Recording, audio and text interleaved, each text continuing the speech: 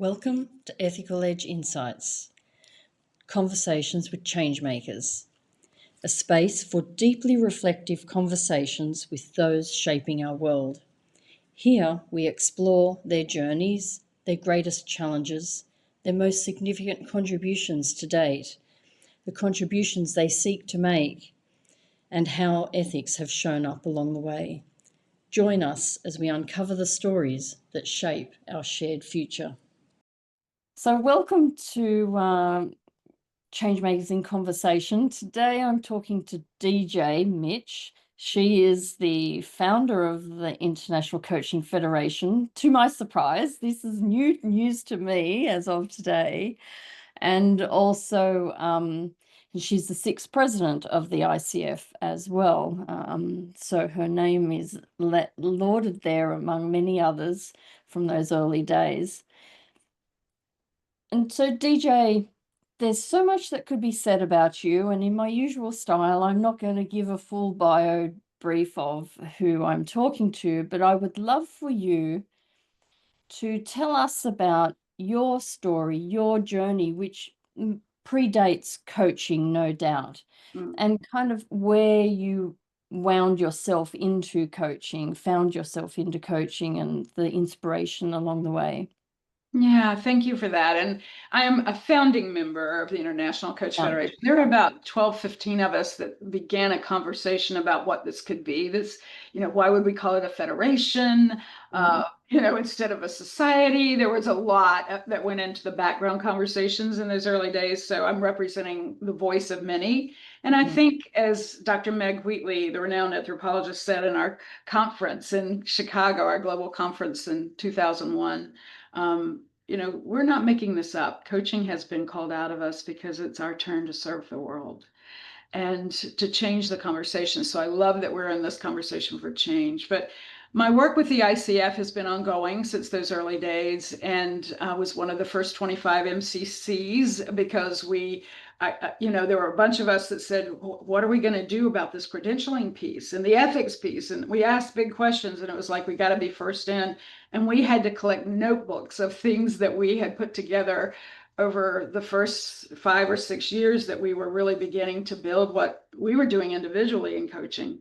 I came out of a broadcast background, and I had my second child while I was managing a group of radio stations in the Research Triangle Park in North Carolina, where I live. And while I was in the hospital giving birth to this precious little boy, to come alongside his little 4-year-old sister, the radio stations were sold. And they were retiring. It was owned by a newspaper company, and they were retiring some of the family legacy, accounts and things. And so I was part of that move they were going to just sell it and take the money and run.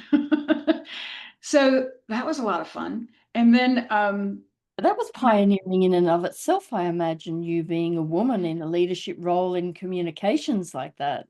It was incredibly difficult. It was a bastion of creativity. And yes, I was one of 3 women doing what I was doing in the country at the time, and particularly in sports marketing, which I had done before, and the broadcast rights for all that stuff. So I had a full, as my husband says, you've had 2 careers since I've known you. That was a full career. That was about 18 years. And then started this business when I was 38.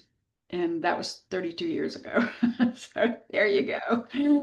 So, so coming into this, what am I going to do with my life though, when they sell the stations? And I get home with our baby. He won't nurse. He's a sick little boy initially. And then our daughter broke her leg. Somebody pushed her on playground equipment that week. My husband got walking pneumonia. And it was like, could you make anything else happen that would be challenging, right? In the first week of being home with a new baby. And so I set out on my back porch and remembered that a month before I gave birth to this precious boy, I was rocking my daughter and playing with her and just hanging out. And I said to my husband, I don't know why I'm saying this to you, but this is my last job in radio. I had declared it would be coming to an end. And I said, I have no idea why I'm saying that. I just feel that way. And I can't do 70 hours a week and take care of all the littles, right? So I hired a coach to help me figure out what was next. I had a year's severance. I had a guy that had his feet on my desk when I walked in to get some files because I had to be a part of the sale of the station.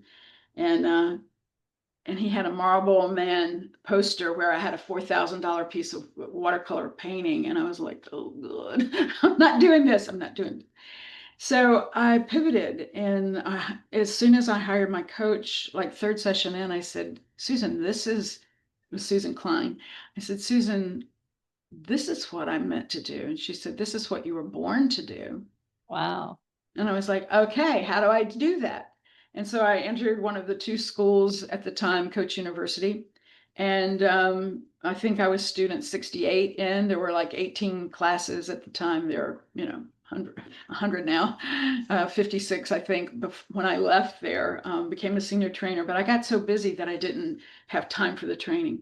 So that's a little bit about how I got started in this space. And I think those stories are heroes' journeys, right? Mm-hmm. Start with this inflection point, and that's what I see with all the people we train now in coaching. And all of my clients, they get to this place where it's like, do I pay attention to what others need and want from me, tribal consciousness, or do I individuate? Do I look at what I really, really want? And I think that's what gave birth to coaching, that and the need for communication. Yeah, you know what fascinates me is the all the conversations I have, I've found the fascination for me is the bridge between the two, because it's what they bring from with them. And Yeah, and often people haven't thought about that until they get to this conversation, and then it dawns on them these different facets that have shown up and influenced their coaching in some way. And so what yeah, they're doing professionally. Yeah. brilliant. And yeah, so I'm sure you've got stories about that. Well, I'd love to hear. Uh, For me, I have seen, I brought in the notion of games because I always set my teams up for playing a game that was bigger than what an organization would ask us. So we get budgets that were given to us from on high in these corporations. And I go, yeah, yeah. And so we'd sit in a room with the team and go, if we made this a game where we doubled what they're expecting and pretty much ensured that we were going to get this, what would that look like? So we Mm-hmm. always elevated our game so we were number one in whatever category. And it was fun. It was a bastion of creativity and fun. What I've noticed on the outside going in to work in big change leadership initiatives is that people are not having fun. And I want to say more about that. But B, they're dying at work. They're dying to have someone see them, listen to them. And if we simplify this to look at what is it they want to contribute, you know, another Meg Wheatley saying is everybody wants to earn, learn, and contribute.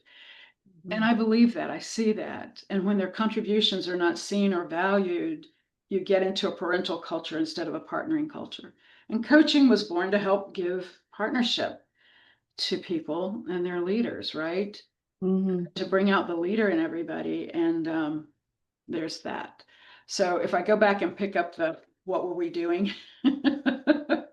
And what's the other story I want to tell you? I might have lost it, but it was the thing that I bring into this world from my old world was not only the game, but it was never feeling like I was the smartest person in the room, always trusting those amazing people and the talent that I hired. Um, looking at my role is not carrying their suitcases necessarily, but making their life one where they gave their best effort every day. Being alongside them in partnership. And I brought that in, but I also brought in the savviness of business and winning in business because the group of people that I first encountered came out of acting. They were some of the first pioneers in coaching, Mm-hmm. and they have been on stage in New York City and in other ways, and they were creators, right? So the whole notion of we birth something as a new industry anyway, from scouts, pioneers, and settlers. The settlers are here, but in the early stages, the scouts were those people who were creators, right? We were Isn't drawn. that fascinating? Isn't it fascinating? Yeah, we talk about improvisation in coaching, Yeah. and that coaching is a co-created creative space and all this kind of language. And here you are talking about way back when they were all creatives, but then you brought the business side, but you also brought, I think, just listening to you, the sports side from your communications, the game. You use the word game in how you go about it. So there's that, I see the Right. bridge, several bridges. So when HR.com came online with one of those first webinar series, I went in and I think we had something like 500 people come that were HR executives. And I had a survey for them that basically outlined the top 6 or 7 things that were challenges. And in the last minute before I signed on the air, I just put, we're not having any fun at the bottom. And of all the things that they responded to in the survey about what the biggest challenge was, we're not having fun got 100% of those 500 something people to respond to that. And they could check more than one. So that was the longest. And then there was the, doing more with less and all the things that people expected. But that's the piece, isn't it? And if you look at the notion of humanity is part of a creator's game, right? So you look at where we are in this global mess of humanity right now. And I keep thinking, okay, I could have negative emotions about this, or I can choose to see the game that it is, right? Mm, And my role in it. What is my contribution to the game? mm. And that serves me. It keeps me from losing my mind. From the insanity of it. That people are just trying, it's like we're a chessboard and we're all trying to figure things out. And that allows me to have patience, patience. It's curious that you use the word game. I recall having a conversation with David Drake a while ago, and I said to him that I fully expected in this work that I've done in the most recent years, that in the role that I've had in that work, that I would get a little bit bruised. I said, just navigating the difference of status and power and all that kind of thing, in particularly when you're leading these initiatives that people wouldn't expect someone like me to do, because one, I don't have a PhD, and maybe two, I'm a woman, and who knows what else. So I said to him, but I didn't expect that it would actually hurt so much, that having to navigate this stuff, the dirty stuff that I don't appreciate, actually, and it makes the work not as enjoyable as what it could be. Um, and he said to me, yeah, he said, I've had to navigate that back when as well. And he said he used the metaphor of being on a river, and you just need to keep going on your flow and treating them as little things you kind of bounce off, that don't, and stones rather than boulders. And he said that, now I've just lost that train of thought. And he said that it's a game. Just treat it like a game. And It is. I couldn't even absorb that word, that this was a game. I'm like, it's not a game. Like, I'm amongst it. It's tough work for me right now. I've learned a lot and I've grown a lot, but it's still really hard work. So the game didn't land on me. And just as you were saying it now, it's landing on me. It's fascinating how that can happen 18 months later. Yeah. So I love that. Thank you, David, for the metaphor. If we get back to Aboriginal people, and I'll just, because, right, Yeah. that's the cultures that we were all born in initially. If we go back and look at particularly those in the US that I am most familiar with, the Hopi Nation, the Hopi elders, and they speak as one voice. So I called to see if I could write this story, and they just laughed at me. I said, I want to make sure that I acknowledge the right chief or elder, and they were like, it's us, right? It's one voice. But the other thing, and it's written, it starts with, and I'm not going to get this right because it's long, but I'm just going to do a few sentences from it. People say that this is the 12th or the 11th hour. And for them, that means the end of time. I will say that this is the hour. There is a river that's moving very fast. People will be very afraid. I say, move into the river. Let go. See who is in there with you. This is a time where we will take nothing personally, where we will look for who we become together. And that's the essence of it. I did not get that all right, but if you want to read it, just look up the Hopi Elder and what they say about this time that we're in. So yes, the river is a great metaphor for all of us who are, I'm going to use this deliberately, light workers who came here at this time, born into humanity, into the species at this time in service to something. We are in service to a great change. So one of the reasons I immediately said yes is I want to talk about change. What is it, right? We tend to confine that to change management theory and change initiatives, and we've been part of plenty of those, and we have broken them down and simplified them because we have followed McKinsey and Accenture and Boston Consulting and a lot of big agencies in who create work streams and a hot mess, with all due respect for all of you who do that work. And I do respect that.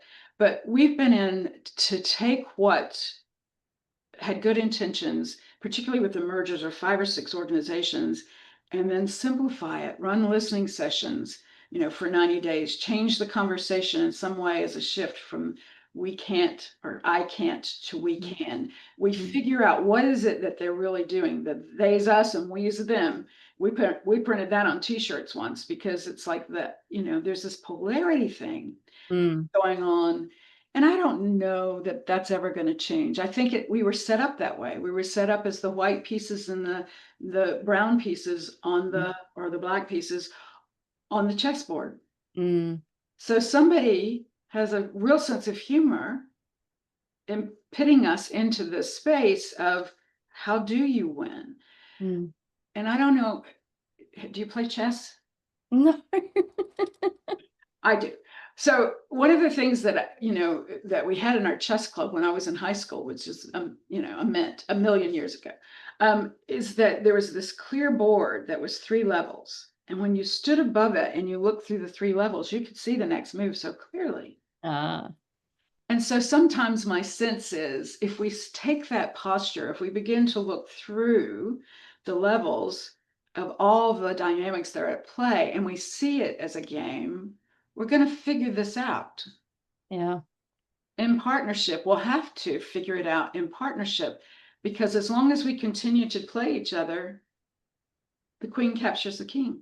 Yeah. But isn't that funny? Yes. In most cultures, everybody thinks, no wonder the king's running scared.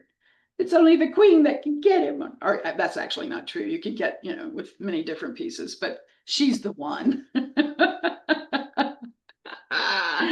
She's the big one. So that's anyway, bad metaphor. I like it all the same. So where are you now then professionally? Where do you land right now? Yeah, so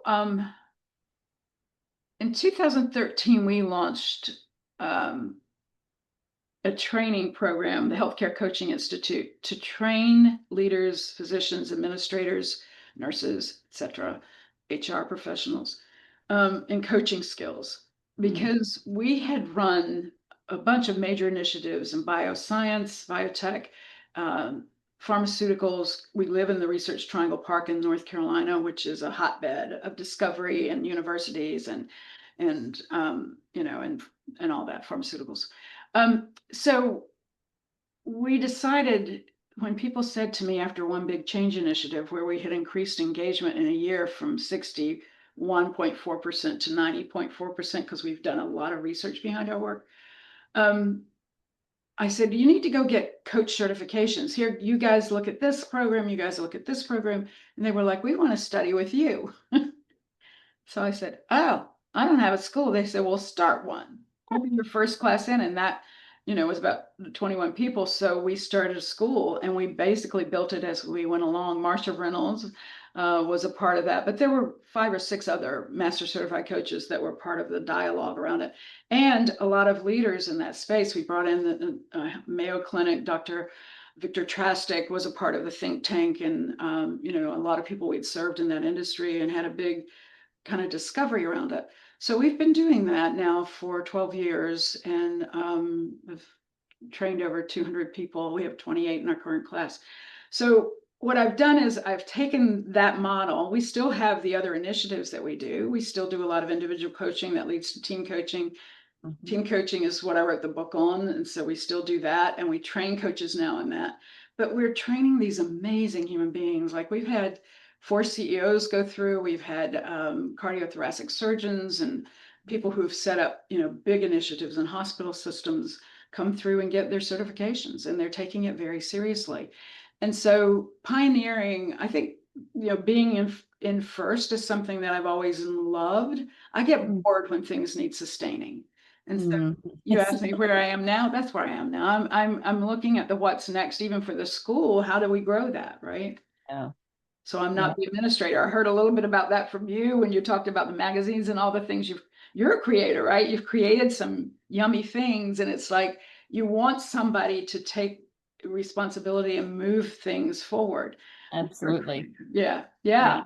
And so that's where we are. And fortunately, we have faculty and people who've come out of the program who are now taking the lead. So that's where I am. Fabulous. I love the idea that you've been able to find people to take the lead through your own trainings. That's just a brilliant outcome for you, Yeah, for thank the you. sustainability of what you're doing. And I hear you. I have an emergent brain as well, so I'm like, next idea, and I hang on. You don't have space for any more ideas. Right, right. Need to contain that because you're holding enough until you can offload some. So it's a challenge for me right now, even. Well, I think it's a challenge for all of us. And I think that is a microcosm of a bigger picture, isn't it? Yeah. That there's the tension in the creating, which is the artistry of something, and the sustainability of it. And Mhm. so there's the looking at, right, whether it's a government, whether it's an organizational system, whether all the systems thinking people make scientific. It's like it really doesn't have to be that hard. So it's like, what is it that is in the tension in the space? So we're holding both of those spaces all the time. How do I take this and make something that will pay me? Exactly. Yeah. To be able to keep it running. I mean, you have such a long career with so many milestones that this emergent brain cannot hold them all, as I read your bio. So, but I'd love for you to share with us something that maybe people don't know that you're particularly proud of, that has had some kind of impact, whether it was in coaching or prior to coaching or just something in your career. Wow. Well, I think, yeah. Oh, I have it. So I was gifted this milestone Mhm. from the European Coaching Association, as the president who helped drive chapter development beginning in the European nations. Um, and we met in Grindelwald, Switzerland, May of 2001. And I walked in and told the story of the woman that I flew with to get to Grindelwald, to get to Zurich anyway, and I lost her in the customs, but she was an 85-year-old celebrating her birthday with her 92 and 94-year-olds. And when I told her what coaching was, she said, coaching is too harsh a word for what you do. What you do is guide people to their inner wisdom before they're 85 years old. So I told that story to 468 people coming from 68 countries, Mm. translated in 17 languages. Mhm. And when you tell a story that's translated, as you know, I'm sure, you tell it in phrases. And so you get to see what happens when an audience hears it. 5 major languages from the stage in their language. So I would say the phrase and then French and then Swiss German and then German and then Italian and then Spanish. And listening to it in the other languages, what I realized is we're up to a big game. And it is about a game where it's about doing what religion and politics have failed to do, which is bridging a gap of communication and discovery and hearing and seeing people who want to do something together in a bigger way. And I think coaching still has the possibility of that. And for that, I'm really grateful. So, not a lot of people know that I was the person that did that, and I don't care. But I have the stone. I have the rock. They had a group of people climb to the top of the Eiger. I'm going to cry now. Climb to the top of the Eiger and put this on a little plaque and give it to me before the conference. So that was significant. Yeah, so it's a big one. Yeah. That's really lovely. I'm just equally, but in a whole different fashion. Yeah. Oh my God. You've got one of those. I bought him at the airport as I was flying out of Paris to go to Perth to see my daughter and my first grandchild. And it was for my first grandchild that became my emotional load. And there was a story with him. So just the depth of what that meant for you, I have this in this bear as well. So he ended up coming back with me. He didn't stay with my granddaughter. I love that. We all need a touchstone. So I think I would say to your audience, if you don't have a touchstone, get one that holds your stories for you so you can access it when you need it. We're all stories. We're all boxes of stories. I love that. Thank you for sharing that, Wendy. Do you know what I want to say? Hearing you describe the purpose of coaching and its potential had me think. A bit of a bee in my bonnet has been where people have tried to position coaching as the cure-all for all of society's ills.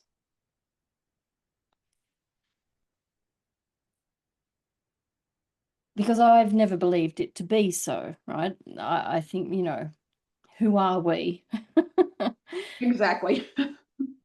And yet you described its purpose in a way that, for me, felt entirely comfortable.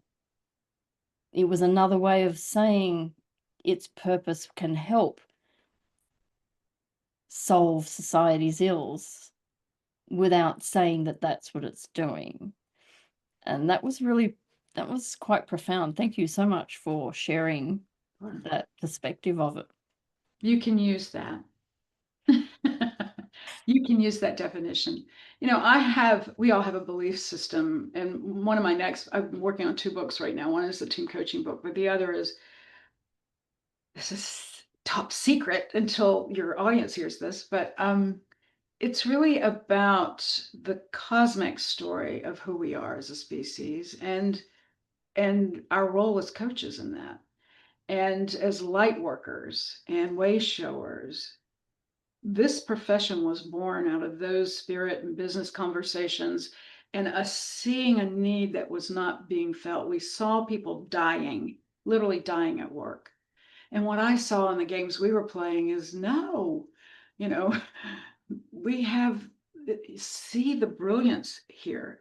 And that there are 2 colonies, right? The story, if you go back into even, this will veer us off, but even in Old Testament conversations about Cain and Abel, that there's always been this, good and perceived bad, the polar work for us to do. And it's against that platform, right? Some say, so is it okay if I go spiritual because that's where I live? This is your air zone. And some that are more studied than I am say, why would the most brilliant angel fall to earth unless that was his contribution? And so this whole thing of good and bad, good and evil, seeing the roles we play, I think for all of us, as we become more awake and more conscious, we need to be asking, so what is my role in this game? What is my role in the way that we move now as a species? Because the mother planet is capable of belching us off, and she's about had it. With us trashing the beauty of her oceans and stuff. I mean, we're such a new species, and we have been responsible for the exit of some, maybe of her beloveds. So we've, the Aboriginals live in concert, or did live in concert with the mothership, and we have taken her resources. And whatever your experience of that, we have to look at our relationships with all things, with nature, with the cosmos, the universe and how it's expanding, with science, with spirituality. And coaching was born to go back, and all the changes that are happening, even in our competencies, including that coaching is a form of consulting, which it was originally. That was what we said about it. Coaching is a form of consulting where we have some knowledge, right? And experiences that we bring to the game. But it was also ontological, the study of being, the psychology, the study of behavior, spirituality, the study of the majesty and the mystery of life. It was a combination of so many things. And we've left it for, I remember being at a conference in London, an ICF conference, where somebody in front of the room used a picture of Normandy and said, there used to be a war for talent. Now there's a war on talent, and we're leading the charge. It was an assessment company. And I remember feeling like I had been energetically punched. I wanted to stand up and go, what? And I did, but a little bit later. But it was basically to stop and say, wait a minute, science and spirituality and who we are being live side by side. So I think we have to continue to work on our own mastery, and we have to bring that back in the stories that we share for people to see and access things. And it can't be all a head game. And that's what a lot of it's become as the settlers arrive. More rules, more stuff you can and can't do. Yeah, that's working for all the creators. Or not. Our ingenuity has had consequences. It does. It does. And do it anyway. Start the action anyway. Now we're kind of patching it all up. From advancing so far. We are. You spoke about spirituality. We've just finished that piece, but also about the ills that have come about from our progress as a humanity in a different way to what the originals might be. And I wonder, and about the responsibility that we all have as coaches. And I just say, it just makes me wonder, when have you come up against a situation, either as the CEO or as the leader of a team, undertaking training or coaching, etc., when the very essence of what this other entity sat in was in total opposition to how you view yourself and the world and your business, and how you may have navigated that challenge? Oh, God. Yeah. So there are two stories. I'm going to go with the one that probably is most relevant to your audience. One is, we were hired to go into an organization that we ended up working in for 17 years. So this is about midway through, maybe at year 8 or 9. And I had developed this product called the Team Advantage, which is the game that I told you about. It's a team coaching platform. And we were delivering one of those for a leader who called us and said, I understand you have this team thing. And she was, lovely on the phone. So we had a conversation. Her HR business partner got involved and said, we really want this for her. So, okay. So we started, one of our team members started coaching her. And then we find out that she is pregnant. She is 7 months pregnant and will be leaving us in the middle of our process, our team process. And we're like, oh, well, that's interesting. That's never happened before. And they had just merged another company. So they brought the companies together. And this is in one of the southern states in the US, and which was her region. And so they brought a guy in to take over the team while she was on maternity leave. The reason I can tell you this story is that it is written up. It was a class action suit that came of this because they replaced her. When she came back, she didn't have a job. And this person that she was, I'm sure she knew him already, he got the role. And our process, was in place to help convey people from not being a team, having different color badges, being an us and them culture, to having them say painful things, get the team charter and ways of working together, which she was a part of, he was a part of. And then for her to go away. And at that point, you could not come back in at all. You had to stay on maternity leave. You couldn't have a phone call with anybody. People had to just totally hold you at arm's length. And so this guy did a lovely job. He was a nice guy, but he got the job. So as you might imagine, and this was her 5th child, she brought a class action suit. That was a 7-year process. And they sent someone in a baseball cap. The attorneys for the organization sent a private investigator to us to give them files on every leader we had coached in that organization, over 2,000 leaders at that point. And I looked at my husband, he said, what are you going to do? You got to do this. And I said, heck no, I'm not going to do this. I have to take care of the whole. I was, just past president of the ICF. And I said, I have to take care of the whole. No. So we hired an attorney. We kept our books closed, and all of you who are watching this who are coaches, you are very welcome. That is the precedence in a superior court in the state of Georgia for us being able to hold ourselves out as any other professional who holds people's secrets and stuff. And so it also gave us a lot to do with ethics and standards, gave us insights on what to help reshape in that, including don't keep files longer than 6 months. Don't keep files on clients that have everything that they send you via email, right? We were just tucking them in. No.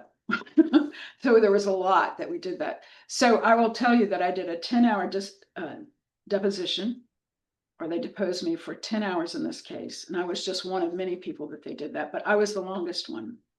And I had to define what coaching was. I had to define, in response to all the questions on both sides, exactly what we did. And I had to walk a really fine line down the middle of that to say we love our clients, and both parties are our clients, right? The individual and the organization, where we've done so much great work and had so much impact. So we kept the long-term relationship with the corporation, and she got what she needed out of it, including a coach for a while that she'd been working with and loved, who continued to do work with her to figure out what's next. And she was hired back into the company in another place. So the brilliance of that is that it all worked out. And you're welcome, coaches, that we paid $35,000 over the course of a few years to keep our files closed and to represent what coaching is. And I think that was the hardest thing that I've That's huge. Yeah. Huge. Thank you so much. That is huge. But you know what I heard you say in there, which has me think, my psychologist brain clicks on, is that it's about keeping notes for 6 months. Yeah. And as a psychologist, if I was working in Australia, I would have to keep my records for 7 years before I can Yeah. and the same here in France. I have to keep anything, well, time has now passed that I don't have to do that anymore because I've stopped providing therapy years ago, and time has passed, so I can get rid of any notes I had. And I don't know what happens in the UK, though I should, since I'm chartered psychologist over Right. there, but Right. I don't practice as a psychologist. I mean, I do, but if I'm in those jurisdictions, I'm governed by the ethics code, etc., that's there. Um, but there's nothing for coaches except for now, depending on what's in in that particular legal case, to determine what coaches should be doing with their notes. I mean, you said 6 months, but is there anything within that case that actually helps determine that the coaching profession could actually rest on? Yeah, just that they will, like everything that they could put their hands on the other side, which they could, right? From emails to you name it, became part of the case. It's one of Mm. the, and by the way, there's a statute of limitations on a deposition for 7 hours. They took me 3 over, and my attorney kept looking at me going, "You can come back another time." I said, "No, we're going to complete this Get it done. today." Yeah. Um, so I think, what, and the truth is, you don't have to keep a file at all. So I keep notes on little, I have these by my desk, Mhm. which is just 5 by 8. I'll keep cursive 1 word notes, Mhm. but it also keeps me out of presence to be writing Yeah, I when I'm agree. listening to somebody.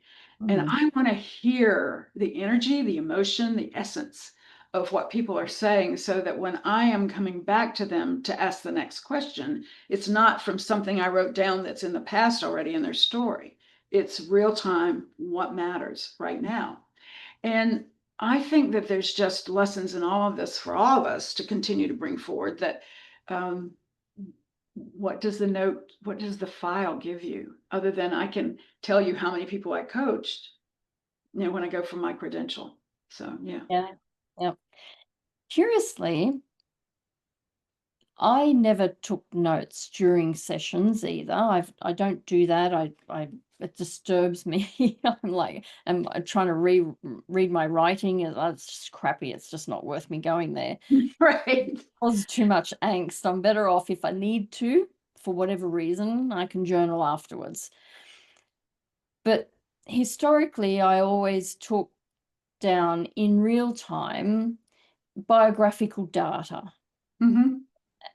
And just as you were talking then, I just thought to myself, well, yeah, I did that because I knew I wouldn't retain it, that kind of information. Hmm. I will retain the themes and their stories and the things that were arising that I go, oh, we need to point there. Yeah. But I don't remember how many kids they've got or anything unless it's particularly pertinent to the Right. theme or the story. Right. And so I would write that down. And now I'm thinking, wow, I wonder what I've missed by writing that down in real time, because imagine what might arise potentially with them even just saying their name. It might give something about their story that we kind of want to hold on to Mhm. or explore, or it could be something about one of their children or their partner or whatever. Any of this biographical data might actually elicit some kind of response which is worth further questions, and you might miss it because you're down writing or you're Yeah. Yeah. concentrating, and so you'll miss the nuances that arise in their tonality, in their voice, perhaps the fidgeting that might happen, etc. So I mean that's really illuminating for me. I just, Yeah. Well, the onboarding, and this is true in psychologists, right, with all of our psychologist friends, or psychology, is that you do the onboarding intake, right? So you get all of that information up front, and the first sessions are really a get to know. But what I do in the get to know is I will just ask them, what's your biggest challenge and what are you celebrating? Those two questions. And listening for those things, I will say, I'm going to give you the experience of coaching because we do a coach matching Mhm. where people get a choice, right, about whether they work with me or one of our other 15 people. And so I want to make sure that A, they have a choice, and B, they have the experience of coaching. And so I think in our intakes, we dance back and forth with that, but it allows us to pull through that information. So I do have a file on people. In mine, I keep their, we use the Enneagram assessment to support those that are discovering something, but we don't start with that.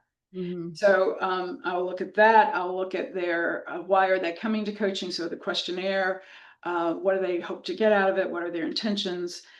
Did someone else send them? Is there a business partner that we're going to need to circle back with that I will only do if they're present with me? So that's another piece of this, right? You don't do one-offs with the supervisor or whatever, regardless of what they ask for. Put it in your contracting, because you want to create such safety for these people that they will tell you everything, you know? Yeah. Yeah. So those are just some thoughts that I have about that whole notion of what do you keep, you know? But it is a form of consulting, and we do need to keep something for the time that we work with them. Yeah, exactly. We've really gone where we didn't expect. I already know this. Yeah. But it's been a great conversation, because I think we're unveiling some things that people who are newly training other coaches or who are new to the conversation really need, Wendy. You know, they need a little background about what this lift looked like, because it was not easy. No. The other experience that I had that was ethics related was really more cultural related, and it was in preparation to go do this conference in Grindelwald, Switzerland. And we were setting up an office in Germany with a delightful coach, who young and lots of enthusiasm at the time. And the TV stations at the time in Germany got a hold of this thing called coaching.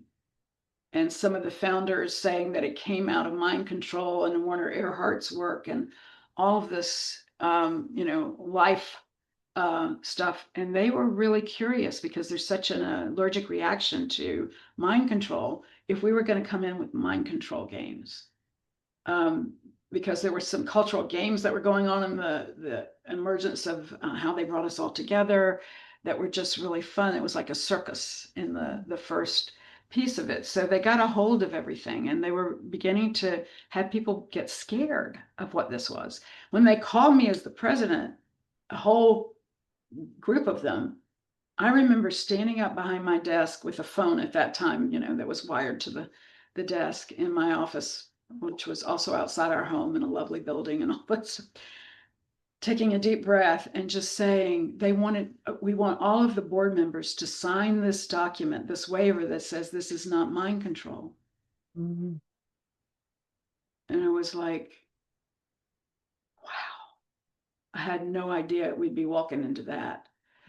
So I said, I just started asking questions. I started coaching them. I said, so what is that really going to give you? Yeah. Where do you stand in the definition of coaching, and what it is that it is here in this organization is to preserve, protect, and advance coaching as a, you know, the profession of coaching. Coaching is a profession. And I just gave them language, which was missing. So one of the things that Thomas Leonard, who was a founder of Coach University, said, it's what I want for all people is they have enough language. And when you think about it in its simplicity, that's it. When you give people language, when you help them shift in perspectives, in this case, even colleagues who were scared, who didn't want to have TV stations putting mics in front of them as they walked to their cars, you know, that we needed to really think about what we were doing and the responsibility we had for it as we drove chapters throughout the world. So, so there was that. And we didn't have to sign something we didn't believe in and put it in a safe somewhere. Fabulous. Yeah. But it was tough. And the board, we had to, you know, the board all discussed this. What would we do? We didn't. Yeah. Roads that have been walked that I think are really good ones to be sharing. Fills in the dots of history that we don't necessarily know about. Yeah.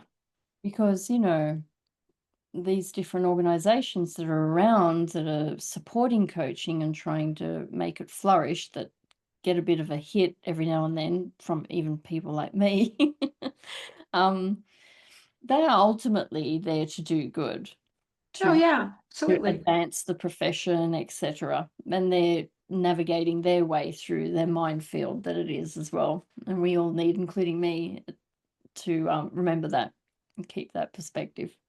Very sweet. Yeah, thank you. Yeah. Yeah. So if you were to look forward so as you can then look back, what would you hope for your legacy to be? The root word of my name is Dare, D-A-R-E, as you can see on the screen. It was my mother's middle name. And when I was born to her, her mother's name was Precious. And she used Precious Darelyn, my name, when I was born to that full name, as her pen name. And she won a national essay contest when she was a freshman in high school. And so I got that name. Thank goodness I was a girl. So, so what I would want my legacy to be, I think, is that I dared to lead at a time when it was important. And I would say to all the others who are listening to this, dare to create bridges of communication where you feel that people are just in polar opposite places. Dare to be curious, wholly curious. Dare to travel and see the world and eat food and live in the shoes of other people, even if it's for a vacation, right? But dare to be somewhere else and look back in. And for me, it's just to dare to write the things. And so my coming into the next space for me is writing the things that I was born to write. That's the reason my grandmother Precious was part Native American, which we're just discovering and looking at everything. But yeah, but she carried a real wisdom of the aged, yeah, in her final years, and a real cosmic wisdom, spiritual wisdom.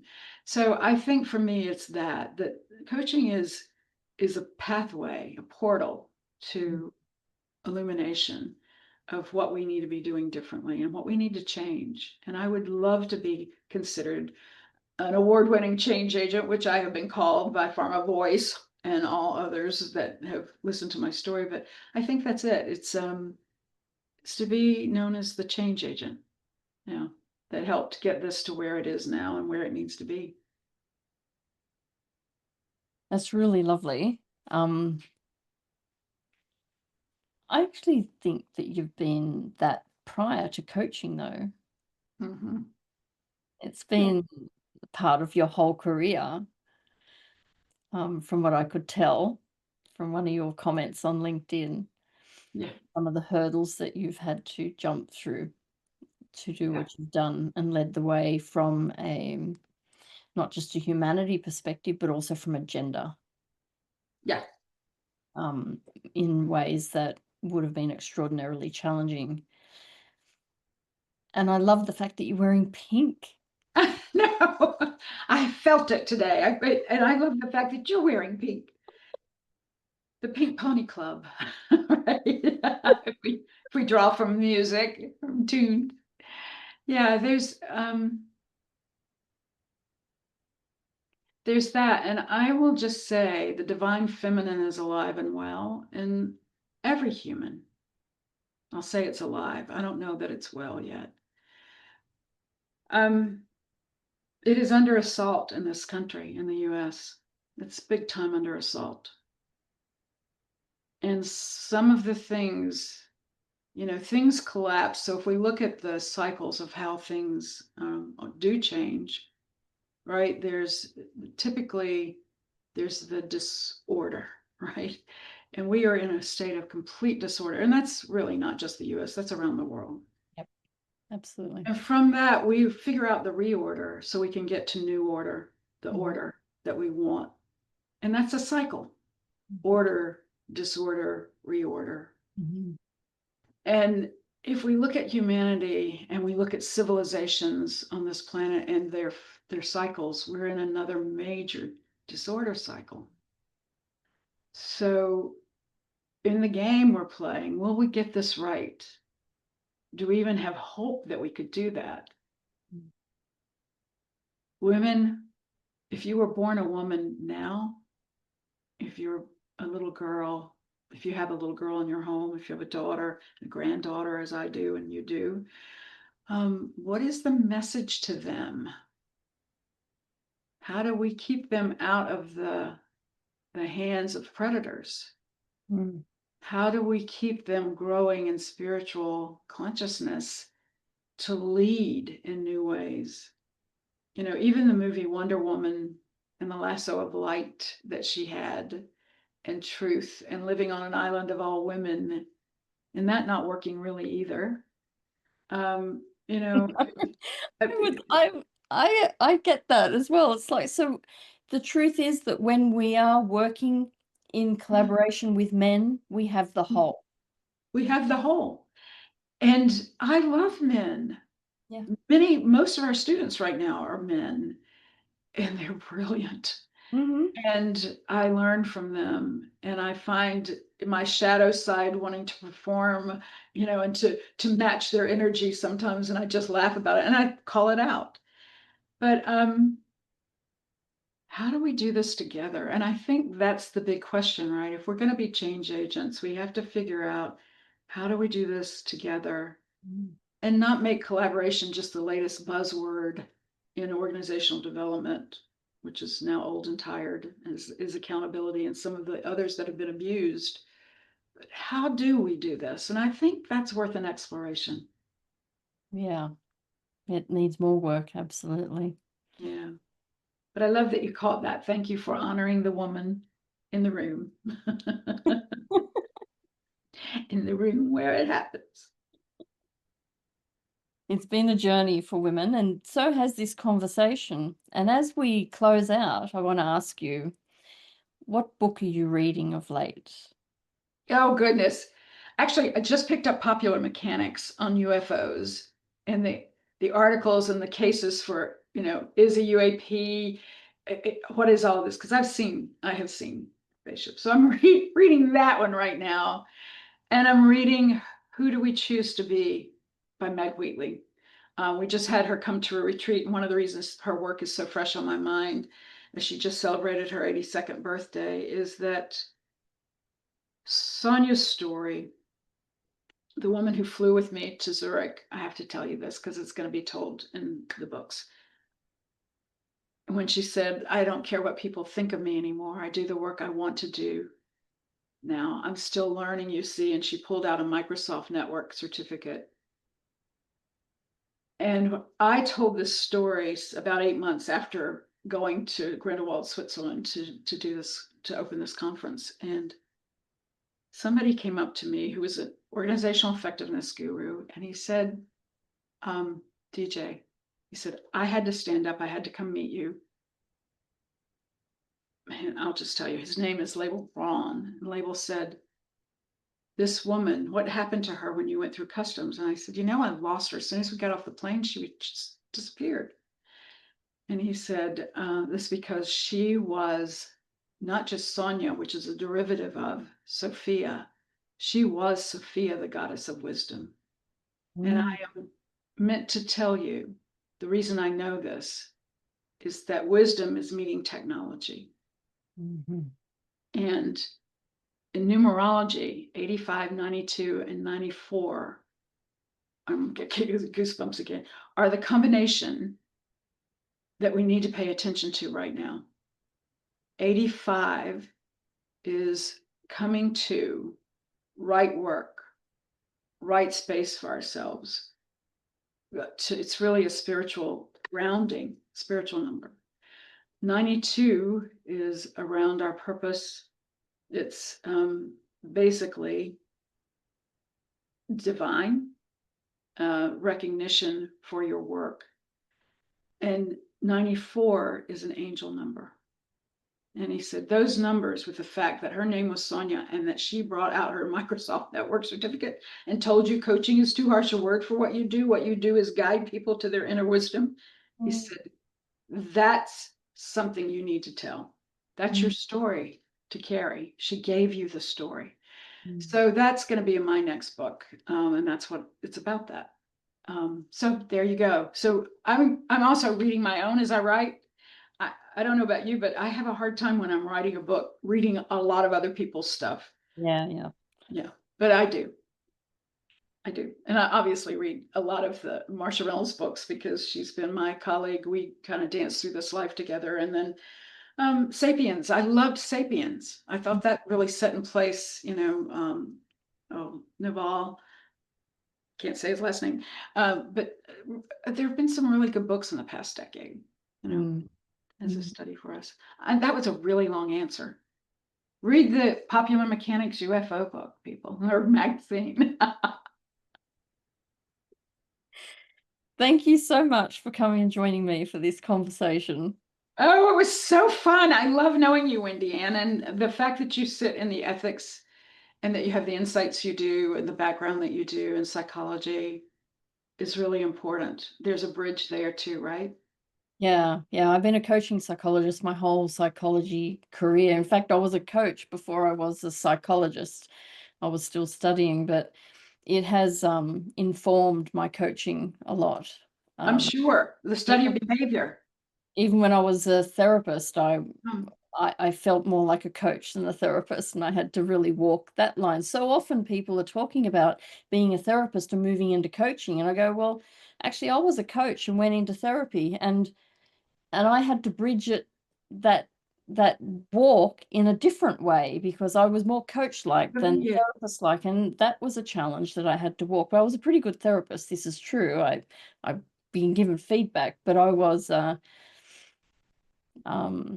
was a coach more than a therapist ultimately. So it's a Well, different you're a good interviewer too. And my guess is you're going to have a lot of people listen to this, that we're going to have a lot of people listen to this that really are longing for a bigger and maybe better conversation about both of these things, and that you hold the space for both of those makes you really unique. So my challenge is that you so keep much. telling people in this forum what you want as well. Yeah. Thank you so much. That was really kind to mention that.